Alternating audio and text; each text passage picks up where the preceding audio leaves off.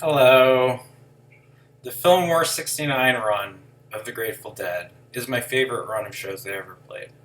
I've listened to a lot of different Grateful Dead shows. This is the best out of the officially released ones.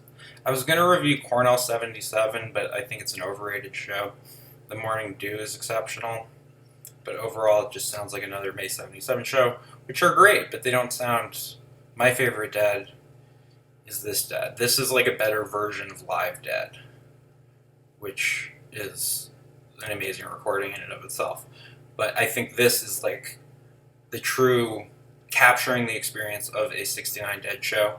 The Fillmore West 69, you can stream on Spotify. The thing that's like a compilation where they make one show out of it. They do a pretty good job, so I would just recommend doing that. Because you probably have Apple Music or Spotify at this point. It is Thursday, February 17th, and I'm reviewing the best Grateful Dead shows of all time, which is the Fillmore 69 run. And I'm going to try to explain why I think these shows are particularly special musically. The Grateful Dead is special to me because, anyway, I had a weird relationship where I got to see a bunch of Grateful Dead, obviously post-Jerry, Grateful Dead performances when I was really young. I went to Alpine Valley in 2003.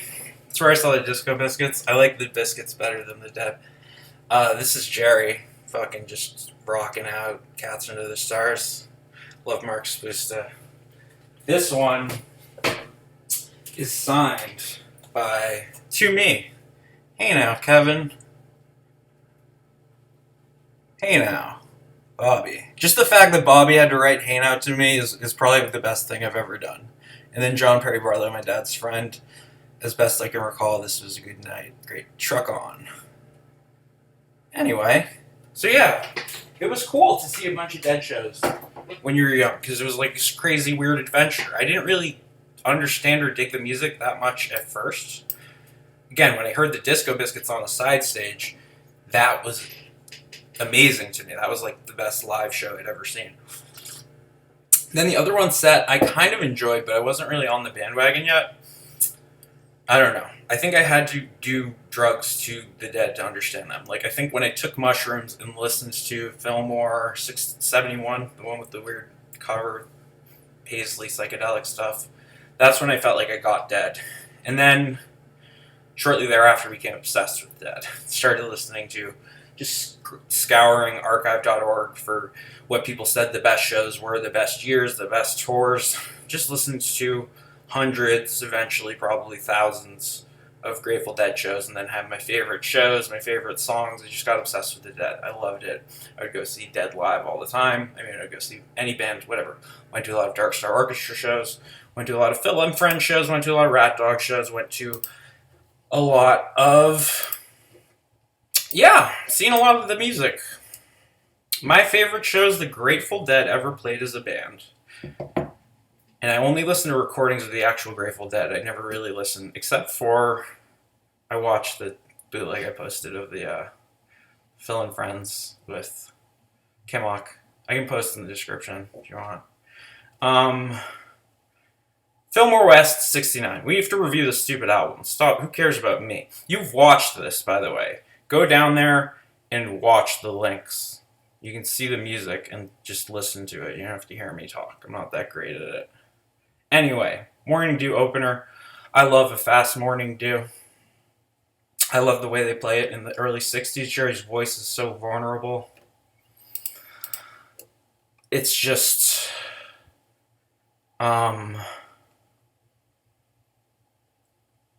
it's like this delicate... it's like loose and tight at the same time. Jerry's voice is so vulnerable. It's like you can hear it like screeching. Like it's not that deep and like roughened yet. It's like there's this innocent quality to it. And there's just innocent quality to the lyrics. They're very like childlike and incredible. I love the lyrics to this song.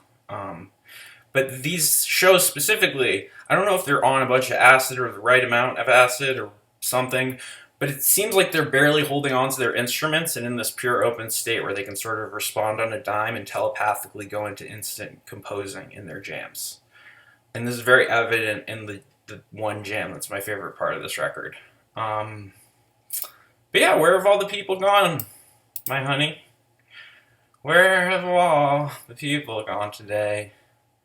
There's no need for you to be worried about all those people. Never see those people. Anyway, guess it doesn't matter. Anyway, good morning, school. Little school girl, can I come home with you? Just dirty, filthy Pigpen. He's probably hammered, drunk, and horny, as I want Pigpen to be at all times. And he's just great. His voice sounds great. He's got energy. He can just, at this point, in 69, he was so tight, he could, off the top of his head, just blues kind of riff blues songs, which he does in Love Light later. Anyway, Doing That Rag is next. I adore this song. This is one of my favorite Grateful Dead songs. Musically, it's amazing, and I love the dark little jam that they get into. I love the Tom Constantine, like, orchestral sounding piano. I love just young Jerry's guitar playing. It just sounds cleaner and like he's reaching to figure out his voice. It's like he hasn't perfected the formula yet. It's like it's still an experiment and you're like live watching him like figure out how to play songs. Like the way that they play Cosmic Charlie is like they do the truckin' build, like the rake and like trucking, like the do. Anyway, they do the trucking peak in the middle of Cosmic Charlie. It's like they're figuring out how to play what will eventually be their songs, but it's like there's so many ideas at this point that when they're jamming, it sounds like they're just energetically composing in live time, and there's just relentless energy that's not in the later shows. They're older, it's more chill, they're on less acid, they're on more other things. But hearing just this early recording of them, these entire run of shows, Fillmore 69, they just sound so clean. Pigpen sounds great, just a great blues singer. I love his harmonica. And Jerry just accompanying his harmonica solos with these just tasteful blues licks on King B, which is next. Great blues cover. Their jamming kind of sounds almost Allman Brothers-y to me. Pigpen also sounds more like an Allman Brothers-y type singer than any of the voices of the people in the Dead. But it's just more blues-based still. It's more melodic still. It's more energetic still. When they get into darkness, it's energetic, crazy darkness that's like wild and like jumping. It's not... It does fall apart and becomes just silence and stuff at points. But anyway, Cosmic Charlie follows King B, has that truck and peak after the verses, and then goes back into the Cosmic Charlie melody, and Jerry shreds it. Go back home, your mama's calling you. Love it. Love Light, amazing. Just Jerry fucking shredding bluesful bliss, just like gospel. And Pigpen just in the breakdown, just improvising a blues song. And then I love when he goes into this part where he goes, "Great big woman, alligators coming over heavy with the $1,000." I never understand. I do never want to understand. Do not tell me. Do not text me what Pigpen actually says in this part. But he does this blues thing when they get to where they break down the jam enough, where he's like, listen, fellas, look over my left shoulder. It touched the baby. That. He goes through that rap. He does it very well in this run of shows. And then he's just jamming blues lyrics. Like he's coming up with a blues song as they're coming up with a blues riff behind him. And it sounds amazing. I love Pigpen. I love hearing like an actual good blues, soulful voice over Grateful Dead music. It's incredible. And I love the early material. To me, Doing That Rag is as good as a lot of later songs that people think are better.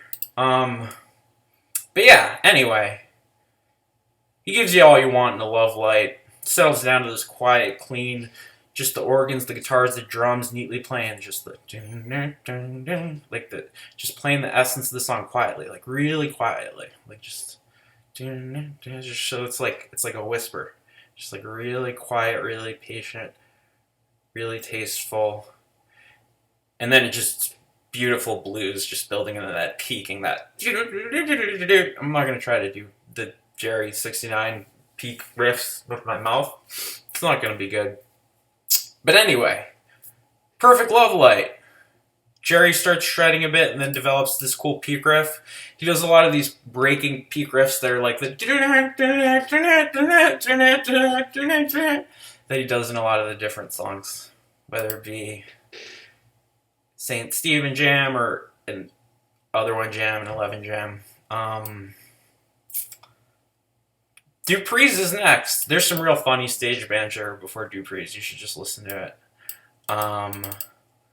But Dupree's Diamond Blues is an incredible song. I love this song, and I love the way that it's performed in early versions. I like the organ, and I like... I just like the early sound of it, just in its restrained original form. It sounds better to me. I like Fast Friend of the Devil. I like Fast Loose Lucy, the 74 funk ones. I like Fast... The songs that they slowed down, I usually disagree. I usually would prefer that they kept them fast. Anyway, but after Dupree's is Mountains of the Moon. One of my favorite songs ever. More than laurel you can sow. More than laurel you can sow. John, where did you go? Anyway, gets into this tasteful, psychedelic little acoustic haunting piece that sounds like a hymn from some old tribe or something. It sounds like this beautiful sacred music. I adore the song Mountains of the Moon. I think it's beautiful. I have a lot of ways that I interpret the lyrics, but I don't want to project those onto you. Just listen to the song. It's very good. Then it's Darkstar. 69 Darkstar. Just like ground zero for just like complete, just crazy bliss jams.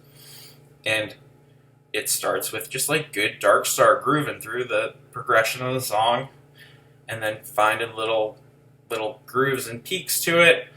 Then it sounds like it's kind of like Phil wrestling with the drummers to find the beat, but then everything starts to collapse and it's just space, and then it pulls together. Like suddenly they find this dark groove.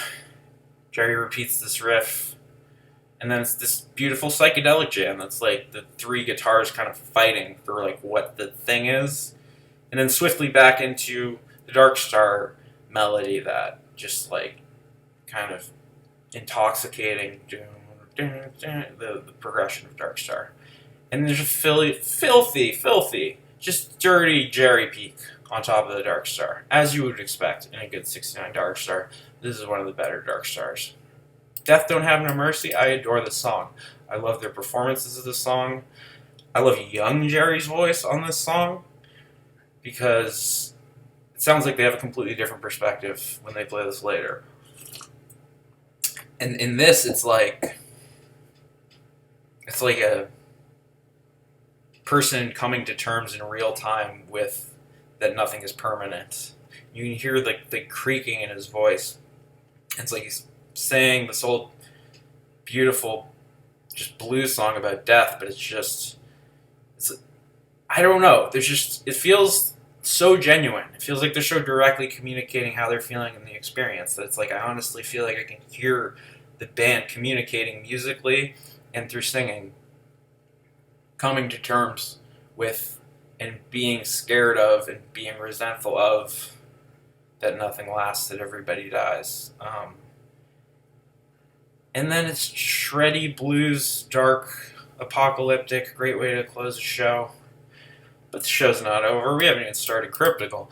Cryptical, other one, I love Cryptical. Because the other one jam, I want the Cryptical jam. The Cryptical jam is the Blissy jam. The other one jam is the Dark jam. Most shows that I went to live, you just get the dark jam. I want The Other Day They Waited. I want that. The cryptical peak is almost as good as the 11 peak. The cryptical peak, that like blissful thing that they go into when they go return to it from the other one, which the other one is always just reliably one of their great static, crazy, tight runs of Jerry doing these precise, crazy explorations. It's one of their coolest musical improvisation pieces, the other one. But I love Cryptical because I love the lyrics to Cryptical. They're like Death Don't Have No Mercy. He knows he had to die. Accepting death. Accepting impermanence. So that in and of itself makes it more meaningful than just the kind of wild cowboy kneel at the wheel, often never Neverland, which is all you usually get. Cryptical contextualizes the other one. It also juxtaposes kind of one of their darkest jams with one of their most blissful peaks, which I find more fulfilling than just hearing the dark jam. And then we'll just segue into another song. I adore Alligator. If you're in a band that performs Grateful Dead music, just play fucking Alligator. Nobody plays Alligator, and why? It's not a hard song, and it rules. The lyrics rule. The pig pen, it's so good. One of my favorite early Dead songs. Anyway, after the emotional release of the Death Note and the Cryptical, you need Alligator. Alligator's fun. Ooh, I've been waiting on a windy day. The best track on this is just labeled Jam, and it's after the drums. The drums at this point are just two trap kits taking drum solos. Mickey Hart and Billy Kritzman are pretty good drummers. They're not incredible drummers. I've heard a lot of drum solos because I listen to a lot of this type of music. The drum sections in the 60s are literally the two okay drummers doing a drum solo. And it's pretty interesting. I think drum space is actually gets better as the Dead get older. Like, it's kind of like the worse the Dead gets, the better the drum space is. I don't know how to explain that, but I believe it. Anyway, the jam they get into is this blissful progression right away. And they're like, it feels like instant composition. It feels like they're in this psychedelic, telepathic, connected state where they can just make these complete changes and pick up on it right away and then go into these blissful jams. And then Jerry plays that riff that he plays at the end of Going Down the Road Feeling Bad. That I can't sing. But you know what I'm talking about. After the verses, the blissful Jerry thing, they jam on that for like 10 minutes. It's not just like a part of a song yet. It's like an idea that they're exploring. And it's to hear 10 minutes of that riff being jammed on and variations and like going into these other little bliss corners that don't exist when they just play it straight as they do later. It's just more jazzy, it's more bluesy, it's more psychedelic. Phil's all over the fucking place, even for Phil. He's dropping crazy bombs that do not make sense. They should not make sense, but they make perfect sense. And Jerry and Bobby and Phil still seem like they're learning how to play guitar. Jerry seems like he's learning what his voice is. As a musician, as a singer, as a guitar player, it's not fully formed yet. It's like you're getting a raw recording of one of the greatest bands of all time discovering magic. That's what these shows sound like to me. It's like a pure conduit for energy that just evolves and devolves endlessly.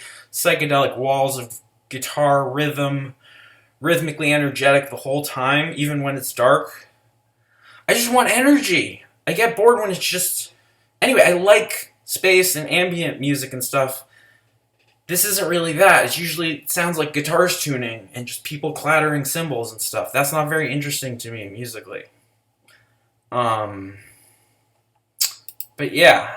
Anyway, I love the way they play in '69. It's my favorite year of the Grateful Dead. I think the best shows are the ones I linked in the description, which are the Fillmore run of shows. The pace and playing on this jam remains this blistering, creative, engaging... The entire duration, they get into these other chords, come up with these other ideas, build into a crazy euphoric psychedelic peak, and then it starts to sound dark, like a Spanish jam. I believe they even tease Spanish jam. And then it's just pure improv. It's just Phil playing these beautiful little ideas by himself, exploring weird bass possibilities. And it sounds like they might go into Spanish jam, but instead they come up with this new peak based on like the weird Phil bass riff that he's doing. And then they're all throwing down, just digging in, and it sounds like a bluesy love light peak. It's just bursting with just bliss. Into Caution, which at the level of like bliss craziness this jam has been so far, Caution feedback is the only thing that's left. This is the only thing you can play. Caution is amazing. It's, I think the first song they actually wrote, either that or Viola Lee, from what I understand. Caution, I think, was the first because it's just like them jamming on a blues, but like deconstructing it in the way that the Grateful Dead does. It's kind of like you can hear everything in Caution because it's the first attempt to rein in what is this band. It's a crazy deconstructive blues rave that goes up and down, Pigpen singing so fucking good, improvising blues lyrics, just like talking about my baby, she's coming up, coming over my shoulder, getting over, you know, he just makes up shit. He's fucking rapping. He's just making up shit off the top of his head. And it's always just like this pimp shit about how he's just like, fellas, get your hands out your pockets. If you're in your bed by yourself, he says in this version, I believe, that ain't my fault. He's just fucking endlessly just giving you that alpha that's sorely missing in the later Grateful Dead. Caution, great peak. Jerry and Bobby start screaming all you need over it, but it's just drums. There's a crazy vocal rave breakdown, and then it's back into wild bluesy Caution jamming again. And feedback. I might prefer feedback to space. I think space became what feedback was. In the same way I wish Morning Dew had remained an opener, I wish the feedback had remained instead of space. Because just the complete tearing apart of sound and leaving you with literal noise at the end of a show, just screeching, howling, distorted sustain of like a burnout of like a fucking star that exploded, that to me is the coolest way to sonically punctuate a Grateful Dead performance. So feedback I love, Fast Morning Dew I love, You Needn't Gild the Lily, Offer jewels to the sunset, no one is watching or standing in your shoes, wash your lonely feet in the river in the morning, everything promised is delivered to you, don't neglect to pick up what your share is, all the winter birds are winging home now. Hey, love, go and look around you.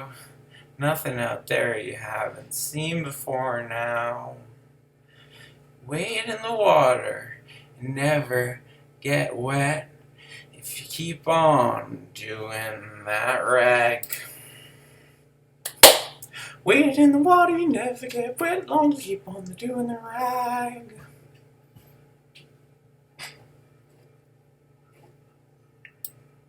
I also have a poster that I have a fish twista, and I have Bart Simpson impaling Mickey Mouse. SpongeBob, alien, Bart Simpson, mutated, impaling Mickey Mouse, and Tom and Jerry. I felt the need to show you that.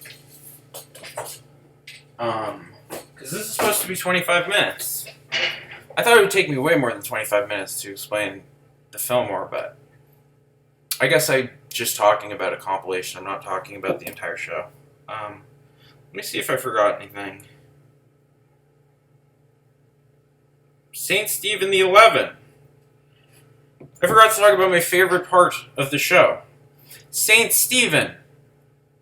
One of the greatest songs ever written. The 11. The single greatest jam in any Grateful Dead song ever is the 11 from this show. Listen to it. Listen to every show from the Fillmore 69 run. 25.